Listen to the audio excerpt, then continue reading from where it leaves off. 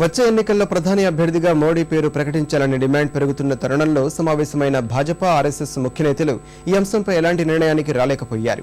దాదాపు 5 గంటల పాటు జరిగిన సమావేశంలో దేశంలోని క్లిష్ట పరిస్థితులపై ఎలాంటి విధానం అనుసరించాలన్న దానిపైనే చర్చించారు. త్వరలో జరిగే 5 రాష్ట్రాల ఎన్నికల్లో గెలిపే లక్ష్యంగా విభేదాలను పక్కనబెట్టి కృషి చేయాలని ఈ సమావేశంలో నిర్ణయించారు.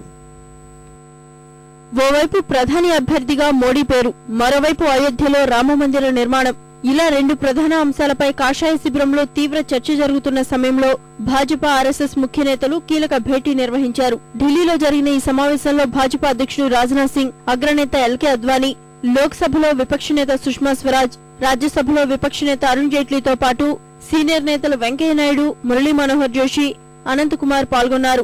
ఆర్ఎస్ఎస్ నుంచి జాతీయ ప్రధాన కార్యదర్శి సురేష్ భయ్యాజీ జోషి, సంయుక్త ప్రధాన కార్యదర్శి సురేష్ సోని, మదన్ దాస్ దేవి, సతీష్ పాల్గొన్నారు. సుమారు 5 గంటల పాటు ఈ సమావేశం జరిగింది. మోడీ అభ్యర్థిత్వం, అయోధ్యలో మందిర నిర్మాణ అంశంపై ఈ సమావేశంలో ఎలాంటి చర్చ జరగలేదని భేటీ తర్వాత భాజపా అధ్యక్షుడు రాజ్నాథ్ సింగ్ స్పష్టం చేశారు.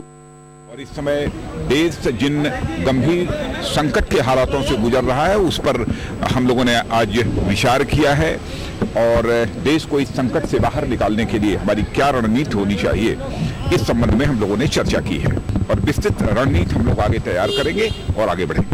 2014 में जो लीडरशिप को लेकर अभी इश्यू बना हुआ कौन उस पर कोई चर्चा नहीं इस प्रकार की बैठक जो हम लोगों की इस प्रकार की एक रूटीन बैठक होती है उसमें राजनीतिक विषयों पर चर्चा बहुत ज्यादा नहीं होती है। यहाँ पर देश के संबंध में, समाज के संबंध में, देश की संस्कृति के संबंध में इन सब सारे विषयों पर चर्चा होती है।